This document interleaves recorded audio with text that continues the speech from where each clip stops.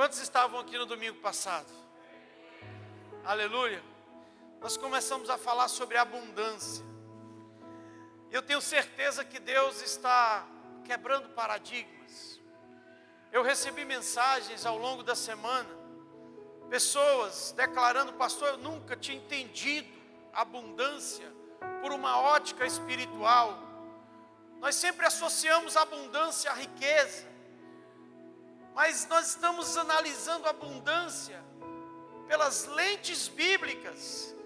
Estamos entendendo que riqueza e pobreza estão num nível abaixo de abundância. Abundância é muito mais, é mais alto do que riqueza e pobreza. Há pessoas pobres sem abundância, mas há pessoas ricas também sem abundância. E há pessoas pobres com abundância e pessoas ricas com abundância. E hoje nós queremos, nessa segunda parte, falar sobre uma mobilidade ascendente. Aleluia! Eu quero te convidar nessa noite a estar bastante atento ao que vamos falar. Sabe, eu entendo que a vida cristã, ela precisa ser um encontro diário com Jesus. Quantos se encontram diariamente com Jesus? Você precisa ter um encontro diário com Jesus. Amém? E por que eu falo isso, queridos? Porque um verdadeiro encontro, ele gera expectativas. Um verdadeiro encontro, sabe, precisa de alguns condicionantes, de preparações. A Bíblia mesmo fala, lá em Amós, no capítulo 4, versículo 12: prepara-te, ó Israel, para te encontrares com teu Deus. Então não é de qualquer maneira que você se encontra com Deus, não é de qualquer forma. Existe algo que precisa ser trabalhado. Eu não sei se você já avaliou quais são os benefícios de se encontrar com Deus. Eu estava pensando nisso nessa tarde. Quais são os benefícios de se encontrar com Deus? Queridos, eu tenho tirado do meu coração, sabe, algo que se torna automático em nós. Vim para a igreja, assistir um culto, ouvir uma mensagem, cantar uma música e ir embora.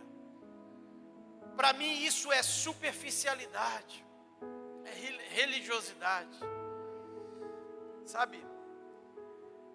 E aquilo que você não consegue entender pela sua mente, você vai ter que entender por uma revelação. E o encontro com Deus, ele te promove isso, revelações. Todo aquele que se encontra com Deus, recebe uma nova palavra. Sabe, encontros com Deus promovem revelações, e revelações são como placas sinalizadoras. Diga comigo, placas sinalizadoras. É verdade. Por quê? Porque nós precisamos de placas sinalizadoras em estradas desconhecidas, para chegarmos em lugares que nunca pisamos. Você não precisa de placas sinalizadoras numa estrada familiar, numa estrada que você é acostumado a percorrer. Sim ou não? Você já está no automático. Tem muita gente que está se encontrando com Deus no automático. Não há uma nova revelação, não há uma palavra fresca, não há um óleo fresco, não há uma nova experiência. Tudo se torna repetitivo. Tudo se torna familiar. A síndrome do familiar, ela quebra o encanto do encontro. A síndrome do familiar quebra o encanto do encontro. Você se encontra com Deus assim de qualquer maneira, e não há nada de diferente, porque tudo se tornou familiar. Quando você se encontra com Deus, genuinamente, haverá uma placa sinalizadora. Deus dizendo: meu filho, vai por aqui. Essa é a palavra para a sua estação. Meu filho, essa é a direção para a sua vida. Sabe, eu estava percorrendo alguns canais e eu vi um pastor falando a respeito sobre isso.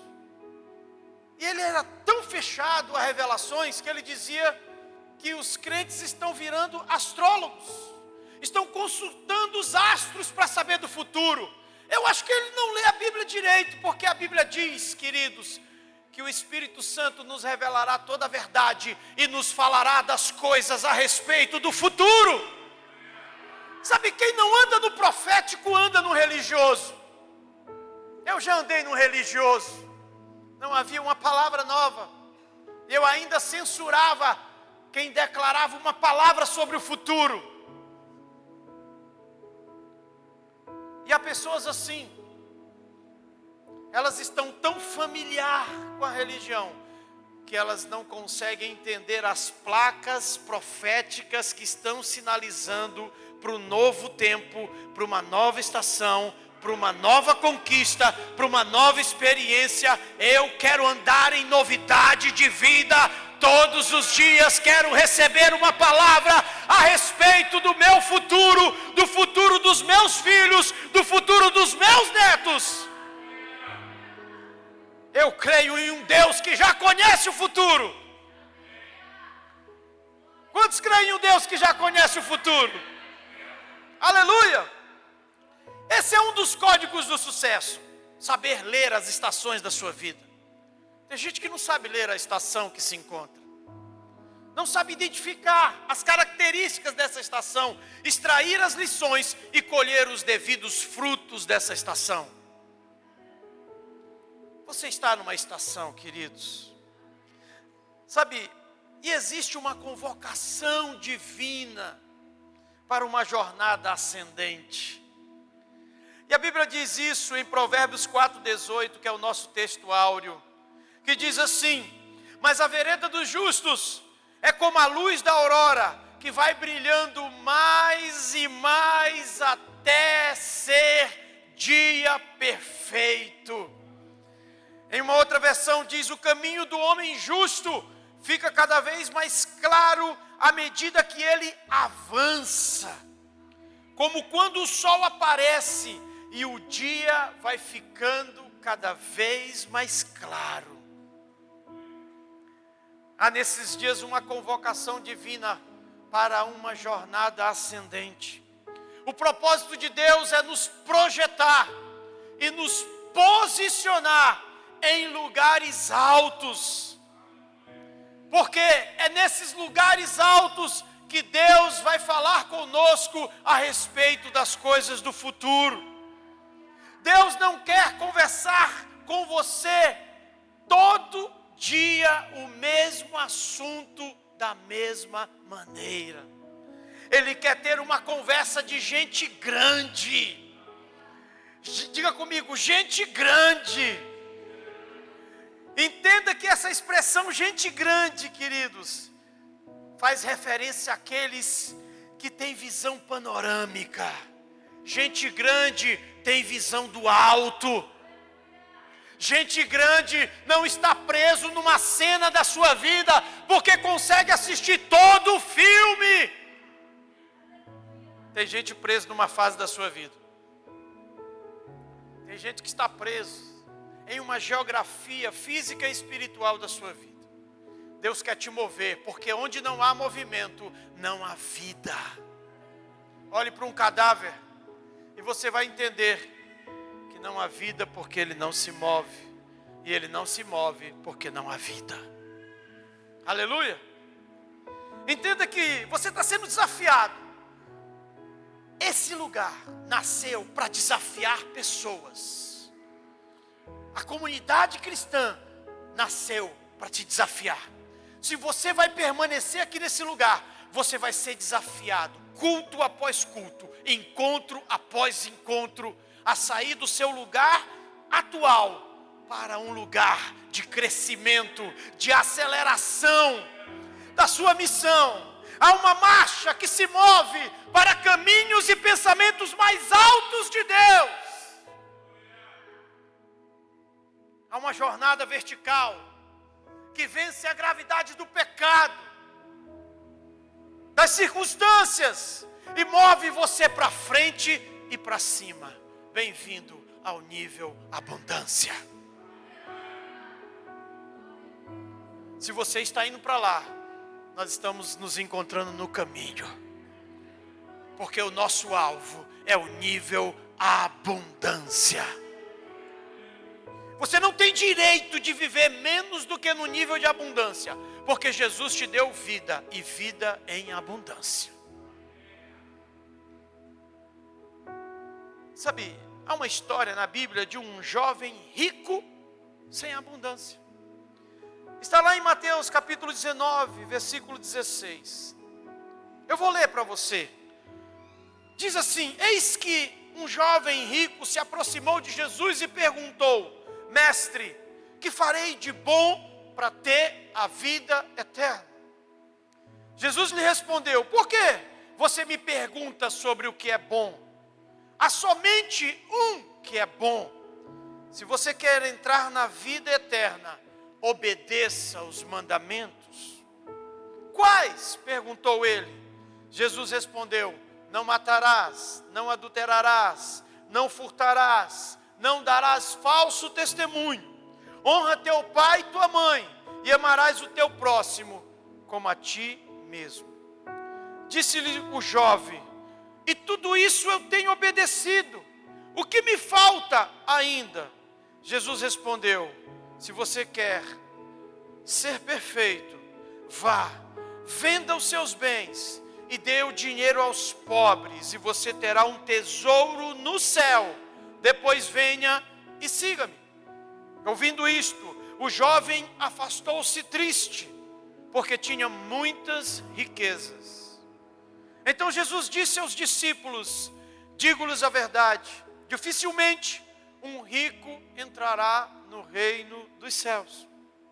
E lhe digo ainda, é mais fácil passar um camelo pelo fundo de uma agulha do que um rico entrar no reino de Deus.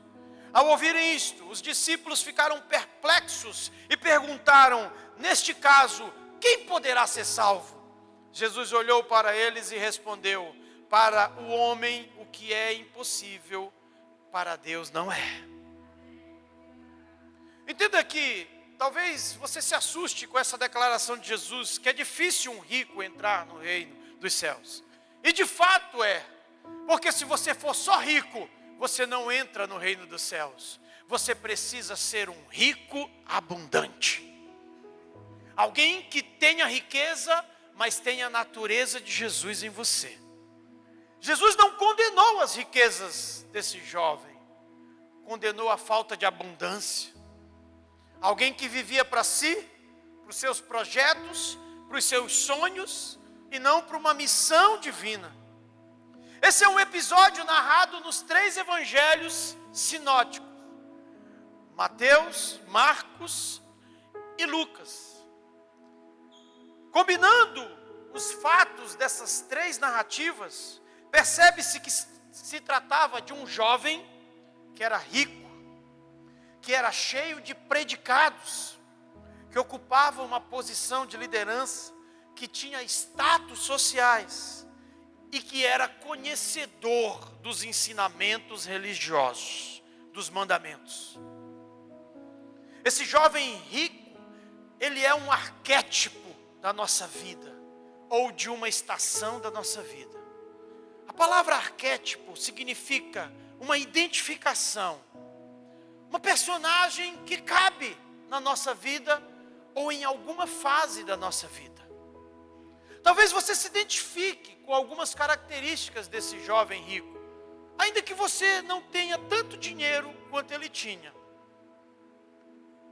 É interessante que, olhando para esse jovem, nós percebemos que ele não se achava em falta em relação aos mandamentos. Porém, ele tinha uma consciência intranquila. Havia um vazio que nem as riquezas, nem a religião que ele tinha estava preenchendo. Ele era um jovem rico, ele era um jovem religioso, mas não era abundante. Abundância não é quando você está cheio, não é quando você está rico, é quando você está preenchido. Você pode estar cheio, mas pode não estar preenchido. É semelhante a você pegar um vaso e encher de pedras. Ele vai estar cheio, mas haverá espaços vazios entre uma pedra e outra. O vaso está cheio, mas não está preenchido. Há muita gente que está cheio, mas não está preenchido. Ainda há espaços, ainda há intranquilidade, inquietações, dúvidas, incertezas, porque ainda não há abundância, vida completa.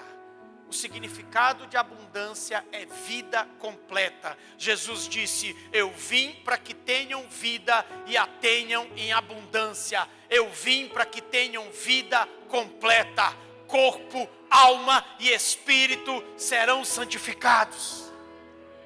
Serão submetidos a Jesus.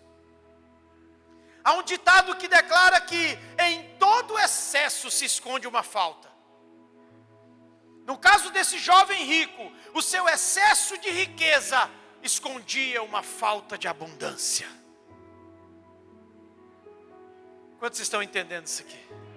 Não é a riqueza te enche, a riqueza não te preenche. Quem te preenche é a abundância. Sabe, Jesus estava diante de um religioso rico, mas sem abundância. Esse homem saiu da presença de Jesus pior do que chegou. Seu entendimento e seu coração não foram capazes de absorver as verdades de Jesus. Ele se negou a viver a vida de Jesus. E ele decidiu viver a sua própria vida. Rico, mas sem abundância. Sem entendimento.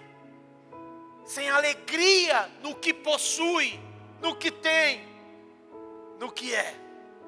Quantos não estão aqui e estão nessa condição? Você tem um bom carro, você tem uma boa família, você tem um bom emprego, você tem dinheiro, mas talvez esteja cheio de intranquilidades. Está faltando abundância. Esse é o ponto a ser considerado. Você não irá mudar ouvindo o que você quer. Você irá mudar ouvindo o que você precisa. Aquele jovem queria ouvir algo de Jesus, quando Jesus disse algo que ele não queria ouvir. Esse é o ponto onde muitos desistem de uma jornada de mudança. Eles estão vindo para a igreja para ouvir o que quer. Se você está aqui, você precisa ouvir aquilo que você necessita ouvir.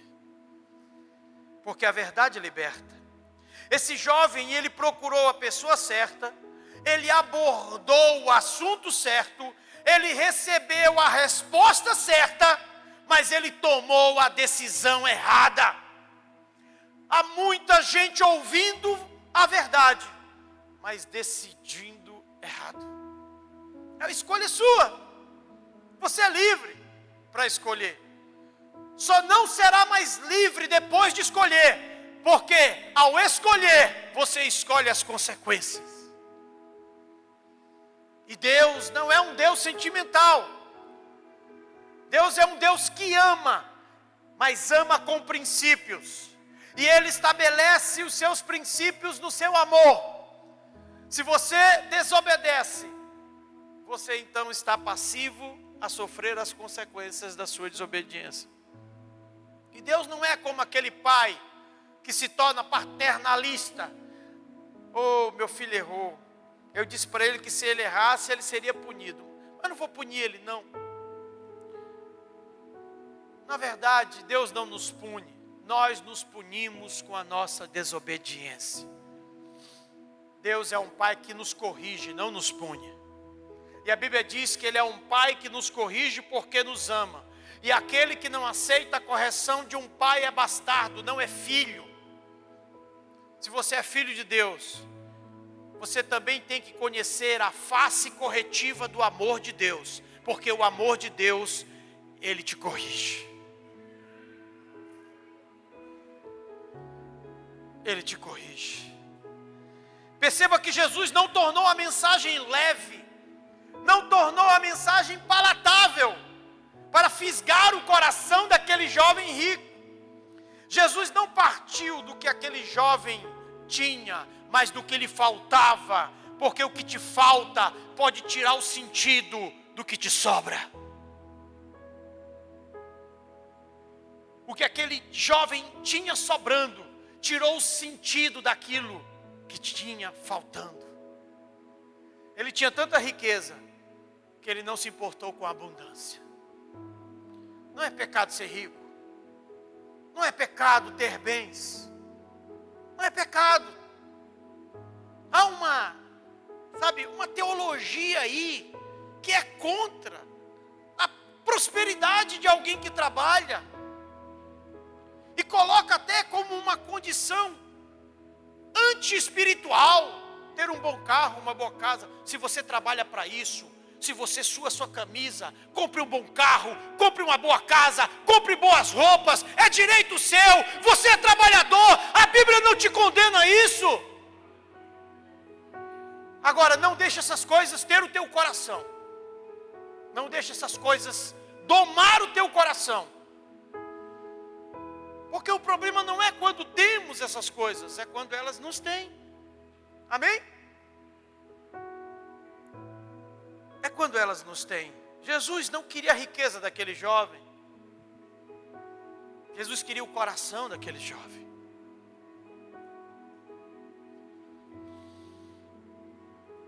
Havia naquele jovem uma mentalidade quantitativa. Tudo era contabilizado, calculado, aferido, enquanto que Jesus apresentou para ele uma mentalidade qualitativa, onde tudo é mensurado pela abundância e não pelas riquezas. A qualidade está na abundância, não na quantidade do que você possui. Aquele jovem deu a si mesmo a nota máxima. Essa é a expressão do orgulho, da autossuficiência, de uma avaliação autocentrada e egocêntrica. Sua visão de salvação era meritocrática, baseando-se no que se faz e não em quem se torna. O que farei eu, Senhor, para herdar a vida eterna? Foi assim que ele começou perguntando para Jesus. O que eu posso fazer, Senhor? Ele disse, obedeça. Eu já faço tudo isso, Jesus. Tem alguma coisa mais difícil para mim fazer? Jesus disse, tem. Conhece o nível de abundância. Ele não quis. Havia um cenário perfeito para uma jornada vertical, para uma subida de nível na vida daquele jovem, para uma verticalização. Jesus chama aquele jovem rico para ascender para um nível abundante, que se encontra acima das riquezas e da religião. E ao contrário desse jovem rico que não quis, a Bíblia revela um outro homem rico que quis, e o nome dele era Zaqueu.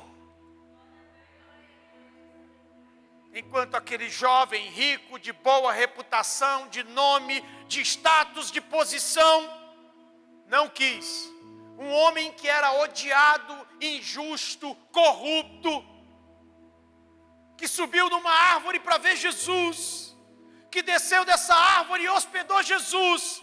Esse homem rico decidiu, Jesus, eu quero mais do que riqueza, eu quero abundância. Jesus então em Lucas 19, versículo 9 disse, hoje a salvação entrou na casa de Zaqueu, este também é filho de Abraão. E a Bíblia diz que Zaqueu declara, Senhor, tudo que eu roubei, eu vou restituir. Quando você entra no nível de abundância, queridos, você se move em restituição, você se move abençoando.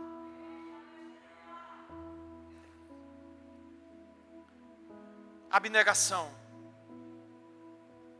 Foi isso que aquele jovem não aprendeu. Abundância é não hesitar em sacrificar o que você tem pelo que Deus pode te oferecer. A palavra abnegação é fazer um sacrifício sem esperar nada em troca. É uma ação caracterizada pelo desprendimento e altruísmo. Você só é abundante quando você é abnegado. Quando você está disposto a fazer um sacrifício que vai te custar alguma coisa. Você sabe que Davi, quando ele foi sacrificar ao Senhor por uma orientação de um profeta, na eira de Araúna, ele chegou lá naquele lugar e ele disse: eu quero comprar esse campo para sacrificar ao Senhor. E o proprietário disse: não, rei Davi, você pode ficar com esse campo para você. Ele disse: não, eu pagarei o justo preço, porque eu não oferecerei ao meu Senhor sacrifício que não me custe nada. Sabe, queridos, a Bíblia fala de uma viúva, de uma mulher. Eliseu, ele é direcionado a Deus a uma viúva chamada a viúva de Sarepta. E quando ele chega lá naquela viúva, ele diz para aquela viúva: prepara para mim um bolo, um pão e traz. Ela serve água para ele ali diante de um poço, de uma fonte. E ele diz: prepara um bolo para mim, um pão. Ela diz: ah, meu Senhor, eu só tenho um punhado de farinha numa panela e um pouco de azeite na botija. Eu vim apanhar aqui uns gravetos, porque eu vou fazer uma refeição para mim e para o meu filho. E depois disso nós vamos morrer, porque não temos mais o que comer. Elias diz assim, em 1 Reis 17:13: não temas, vai e faz o que eu estou te dizendo, mas faz primeiro para mim o bolo, porque não faltará farinha na tua panela e nem azeite na tua botija. Agora entenda só, queridos, essa mulher era uma mulher abundante, apesar de ser pobre, e apesar de pegar a sua última refeição e não comer, mas semear. Era um tempo de fome. Sabe o que ela fez? Ela jogou a sua semente para cima. Homens e mulheres abundantes sempre jogam sementes para cima. Semeiam em Deus.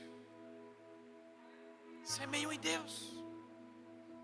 Essa é uma semeadura que tem uma colheita certa. Aquela mulher fez então o que o profeta disse a ela. E a Bíblia diz que a sua panela se encheu. Se você é racional, você não vai compreender. Mas se encheu. Sua botija se encheu de azeite. E ela enfrentou todo aquele período de fome com aquela provisão.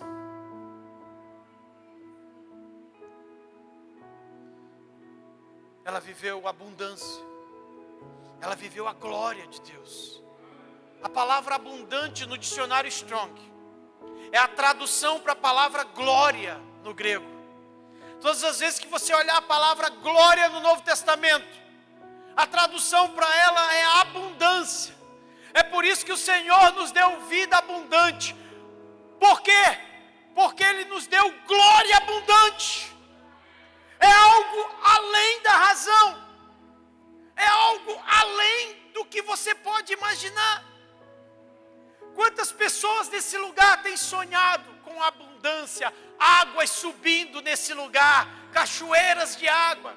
Agora mesmo, antes do culto começar, eu ouvi um sonho de uma pessoa que viu fileiras de cadeiras de pessoas entrando em cadeiras de roda nesse lugar. E uma água vinha de lá do estacionamento e começava a molhar, a inundar todas as coisas. Queridos, eu tenho sonhado com curas nesse lugar. Curas. Não sei se você está indo para esse nível de abundância. Esse é o nível de abundância. Quantos creem nisso, queridos? Ah, queridos. Sabe, abundância é um nível que você alcance quando aprende a ultrapassar os pontos de desistência. Você só alcança esse nível da abundância quando ultrapassa os pontos de desistência. Tem muita coisa que vai entrar na sua frente e vai tentar fazer você desistir. Tem muita coisa que vai obstacular a sua jornada ascendente para cima, para lugares mais altos. Há obstáculos que serão até humanamente justificáveis, que tentarão interromper essa jornada. Ah, queridos, eu creio em coisas grandes. Eu creio na esperança. Eu olho para muitas notícias e eu não me abalo. Eu sempre vejo Deus dando escape para a sua igreja. Essa canção que foi cantada aqui, queridos, o Coliseu não parou a igreja. Os leões não pararam a igreja. Ninguém vai parar a igreja. Ninguém vai parar a igreja. E a vitória que nós tivemos essa semana de um pastor chegando no ponto mais alto do judiciário, mostra que a igreja está aprendendo a exercer influência em áreas da sociedade. Como eu vibrei com aquilo ali, queridos. Não sei você. Porque se você é daqueles que igreja não pode falar de política, não pode falar de educação, eu sinto muito, mas você aqui vai ouvir muito isso. Porque nós estamos preparando um povo para a política, para a educação, para a saúde, para os esportes. Nós falamos dessas coisas sim.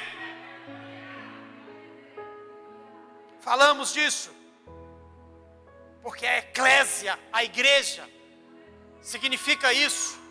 Uma comissão revestida de autoridade. Jesus tirou essa palavra eclésia não do mundo religioso, no mundo grego. Uma comissão revestida de autoridade, que chegava nos lugares conquistados, e estabelecia o governo ali, as instituições, a cultura do conquistador. Nós somos missionários. Aleluia, queridos. Sabe, a abundância é um nível superlativo de uma vida maiúscula.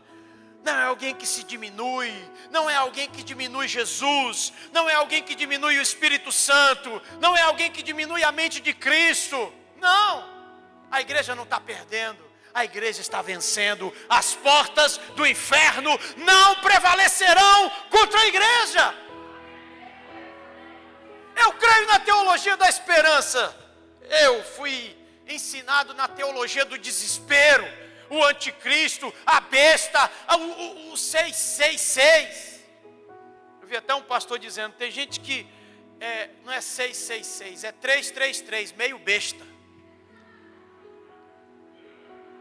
Tem gente que vê a tecnologia avançando, é o anticristo, é o anticristo. Eu vejo é Cristo.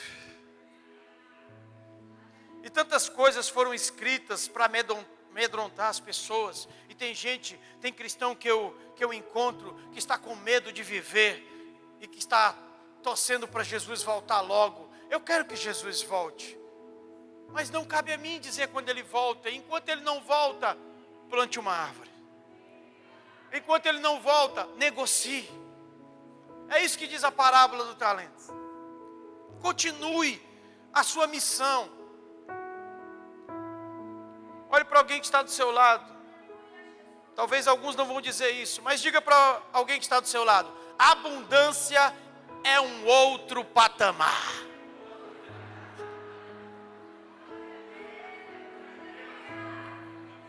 Você pode aplaudir Jesus? A abundância é um outro patamar. É um outro nível, queridos. Não se mede espiritualidade por riqueza ou pobreza. Ah, ele é tão espiritual porque, olha só como ele é pobrezinho, humilde. Humildade não tem a ver com pobreza. Tem gente rico que é mais humilde do que gente pobre. Espiritualidade não tem a ver porque alguém é pobre, porque alguém é rico. Espiritualidade tem a ver com abundância ou escassez. Se é escasso, não tem espiritualidade. Se tem abundância, é espiritual. Porque Jesus veio nos trazer vida em abundância. Amém, queridos? Sabe, tem uma história que ficou conhecida por muito tempo. O nome dela é Acres de Diamantes. Quem já ouviu falar nessa história? Virou um livro, e depois virou um outro livro, que eu até tenho. Acres de Diamantes ficou conhecida pelo discurso pronunciado por Russell Colwell, o ministro batista americano, orador e escritor. Ele ouviu essa história e ele colocou no seu discurso de um fazendeiro próspero com uma boa família, que ouviu sobre uma mina de diamantes em um lugar distante. Então ele pegou e vendeu tudo o que tinha e ele partiu para aquele lugar. Ele investiu tudo que tinha para encontrar aquele lugar. Só que ele perdeu tudo. E quando ele perdeu tudo, ele volta para a cidade onde ele morava. E ele descobre que no lugar onde ele morava havia uma mina de diamantes. Ele estava em cima dos diamantes e não sabia. E essa história ficou conhecida no mundo inteiro como Acres de Diamantes. Há estações da vida que não precisamos de um novo lugar. Há estações da vida que nós precisamos aprender a cavar. Há estações da vida, há lugares que Deus vai te colocar que você não pode sair deles. Você precisa se aprofundar neles. Tem gente que por qualquer motivo quer mudar de lugar. Não cria raízes, profundidades. Eu sei que há direções de Deus muitas das vezes para você sair. Mas quando você sai demais e não fica em lugar nenhum, há algum problema. Então, há estações da vida que nós não precisamos de um novo lugar. Precisamos aprender a cavar. Os diamantes estão debaixo dos seus pés. Deus colocou você em um lugar abundante. A moral da história diz que as pessoas muitas vezes vão buscar longe aquilo que está no seu quintal. E Russell Colwell dizia: comece onde você está, com aquilo que você é e tem agora. A abundância está disponível para você agora.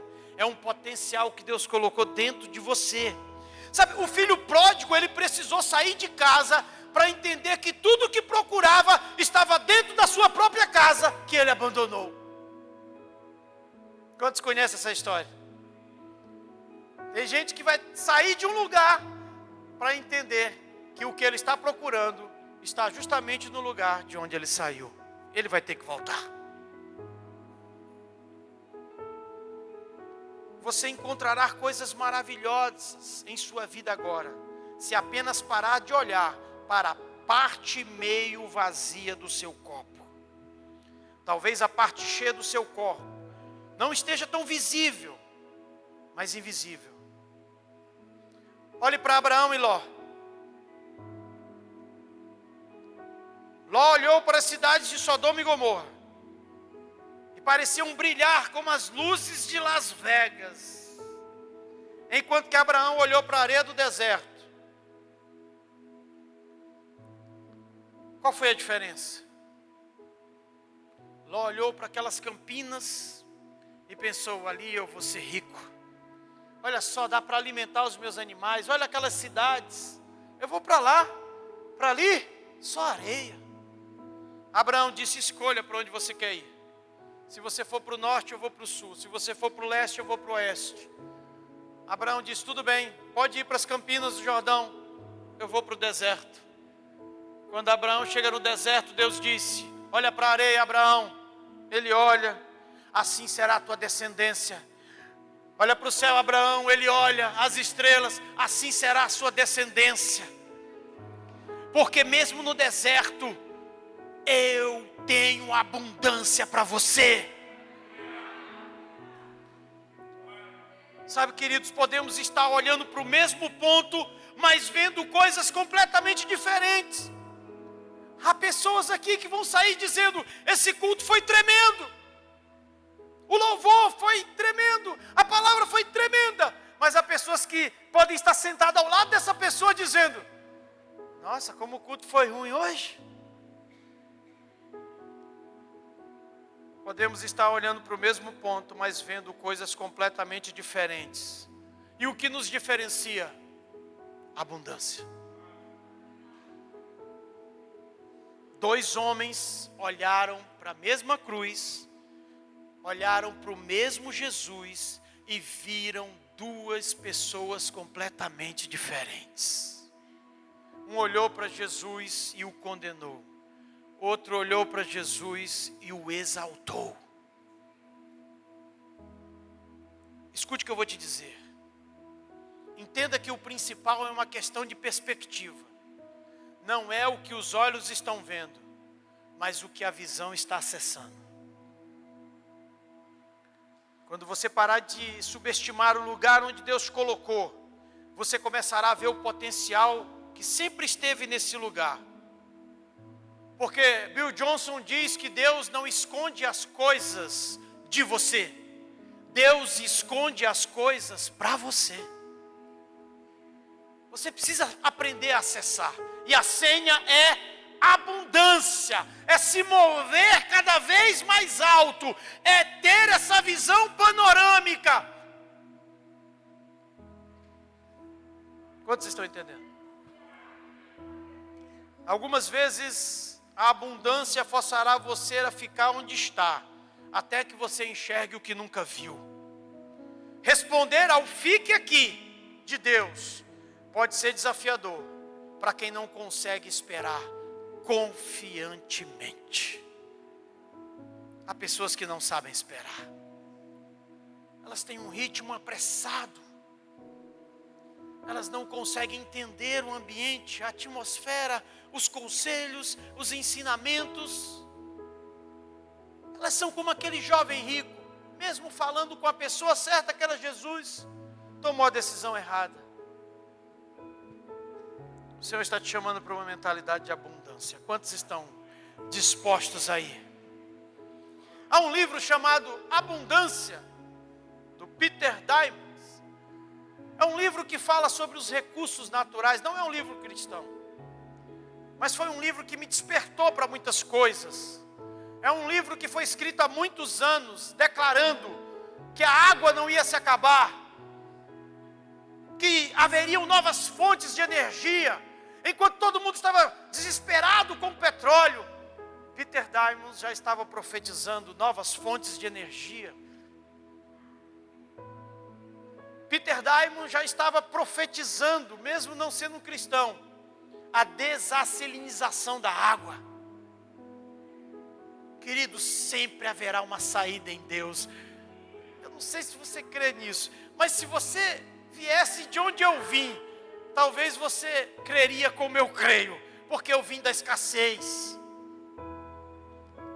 A minha esposa até brinca comigo, diz que eu gosto muito de ovo, porque eu comi muito ovo na minha vida, quando a minha mãe não tinha muita condição de nos sustentar.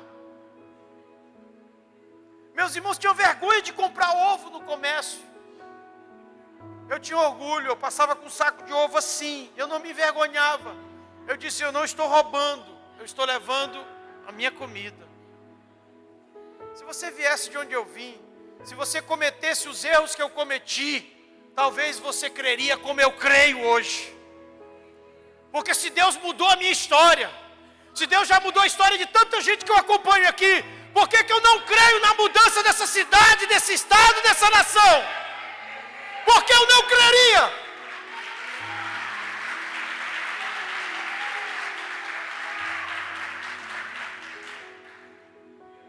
Uma das melhores respostas à escassez não é cortar fatias menores do bolo, e sim descobrir como produzir mais bolos. Nós estamos aqui em uma marcha, e nós estamos aqui entendendo o que Deus quer falar. Há uma unção empreendedora sobre esse lugar. Eu conheci um casal em Petrolina quando eu estive lá. Um casal de fazendeiros. Eles têm um parreiral. E a história deles é algo impressionante. Eu quero encerrar com essa história. Eles eram da Bahia. E o proprietário, ele teve que ir para Petrolina, porque o seu pai comprou umas terras em Petrolina e mandou um gerente. E o gerente, na ida, aconteceu um acidente, morreu, e ele foi lá, dar todo o suporte. E ele acabou ficando em Petrolina mais uns dias para cuidar da terra, toda a documentação. E acabou ficando ali, porque o seu pai tinha um sonho de cultivar uvas. E ele não sabia nada daquilo. Ele estava se formando para outras coisas. O Timídio Júnior conheceu. Só não foi no parreiral porque estava no ensaio. Perdeu. E aquele jovem começou a cuidar das terras do seu pai, mesmo sem conhecimento. E é comum naquele lugar, todos os fazendeiros, todos os cultivadores de uva, terem um técnico, alguém especializado. E ele não teve técnico. Ele começou, a ter ideias. E ele chegava para os trabalhadores dele e dizia assim: nós vamos fazer isso aqui agora. E eles diziam assim: sim, nós vamos fazer só num pedaço, né, patrão? Não, nós vamos fazer em toda a plantação. Mas o senhor nunca fez isso? Sim, mas eu estou ouvindo Deus me dizer, e nós vamos fazer desse jeito. E vinha uma produção. Até em tempo de escassez, eles estavam exportando para a Inglaterra como exportam até hoje. E um dia, um amigo dele veio e perguntou para ele, é muito comum essa conversa lá: quem é seu técnico? Ele disse: meu técnico já morreu. Ele disse: rapaz, lamento. Você estava pensando já em procurar outro? Não, o meu técnico morreu, mas ele ressuscitou. É ele que fala comigo.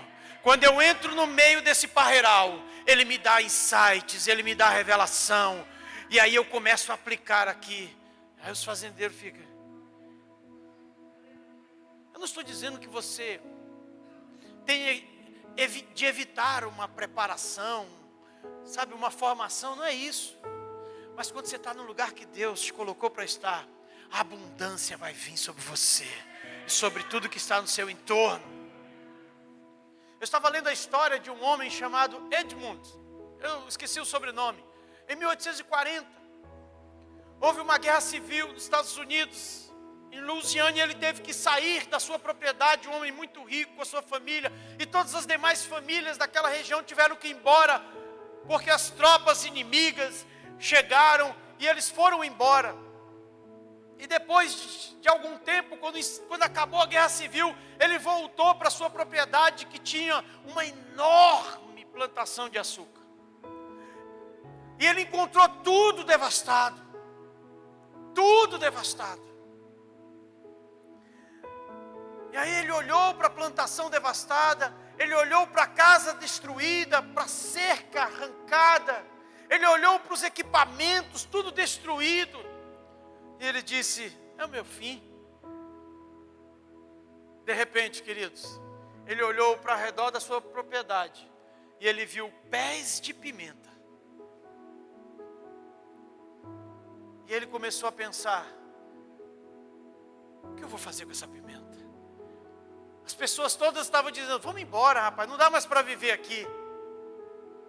Ele disse: não, estou tendo uma ideia aqui. Eu tenho um pouco de vinagre ali. Eu acho que eu vou fazer um molho com essas pimentas. E ele começou a fazer um molho com aquelas pimentas. E começou a dar para a sua família experimentar. E todos começaram a gostar daquele molho. E de repente, muitos começaram a pedir aquele molho de pimenta. E a produção foi então aumentando, e a entrega, a demanda também. Queridos, hoje, essa empresa está na 5ª geração, e é uma das mais conhecidas do mundo inteiro. É o molho de pimenta Tabasco. você pode ver, distribuída em vários países. Não sei se aqui no Brasil tem, mas é conhecida no mundo inteiro. Eles são responsáveis por 25% da produção mundial de molho de pimenta. Está nos melhores restaurantes do mundo inteiro. Se ele tivesse ido embora, ele estava comprometendo 5 gerações. Mas como ele decidiu ficar naquele lugar, enfrentar tudo que tinha para enfrentar, mesmo todo mundo indo embora, ele foi abundante. E isso alcançou 5 gerações da sua família. E vai alcançar mais. Quando você desiste, você pode estar comprometendo aquilo que poderia ser um suporte para os seus filhos. Quantos estão entendendo isso? Mas a pessoa que tem mentalidade de escassez, sabe, quem tem mentalidade de escassez, queridos, ela acha que a fonte é limitada, acha que quando alguém perde, alguém ganha, todos perdem. Quando alguém está rico, sabe, aquilo está empobrecendo alguém. Não, isso é coisa de gente ideológica, militante. Se você é cristão, você precisa crer na abundância. O nosso Deus é uma fonte inesgotável e abundante. E quem sabe debaixo dos teus pés, nesse deserto que você está pisando, existem acres de diamantes. Então, não saia desse lugar. Aprenda a cavar. Aprenda a cavar. Aleluia. Porque se nós fôssemos olhar para o lugar, não estaríamos cavando e não estaríamos vendo tudo isso hoje aqui nesse lugar.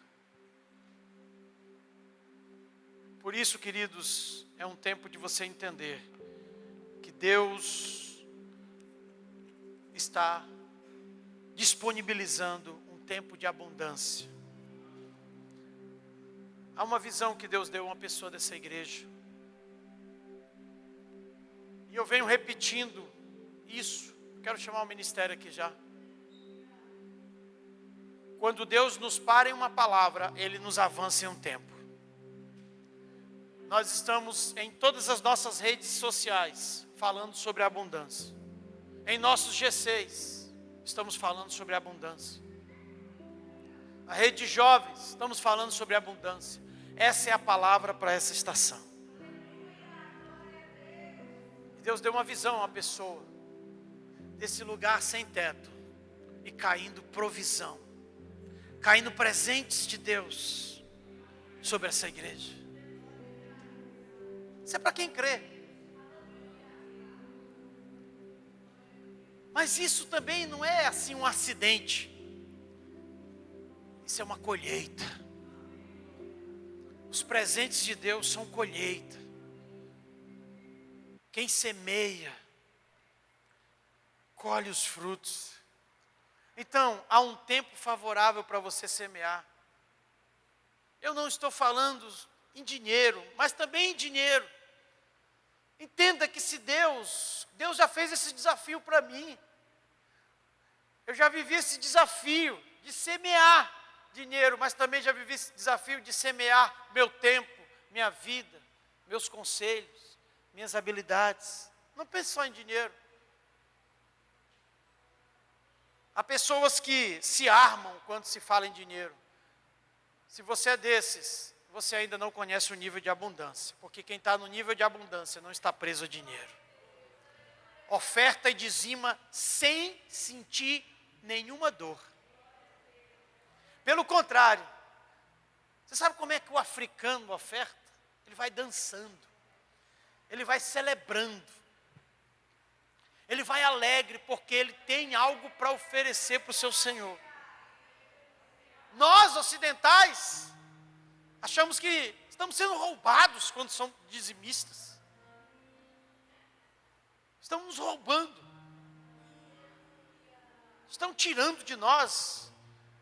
Eu vou te dizer uma coisa, de todas as semeaduras que você faz, o dízimo e a oferta é a semeadura mais segura que você faz. Porque você está jogando essa semente para cima, oferecendo a Deus. A Bíblia fala de um homem chamado Cornélio, que nem cristão era, que ofertava e dava esmola, e a Bíblia diz que subia até os céus. Deus se agrada de gente generosa, de gente liberal, de gente que dá com alegria. Se você der com outro sentimento que não seja alegria, não sobe, fica apenas no gasofilaço. Porque, como eu disse domingo passado, Jesus está diante dos gasofiláceos. E Ele não está vendo quanto você está colocando, mas como você está colocando. Antes do dinheiro, Jesus sempre olha o coração.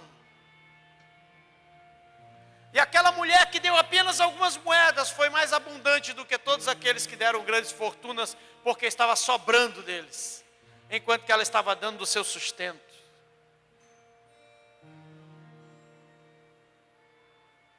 Eu creio, queridos, em coisas novas.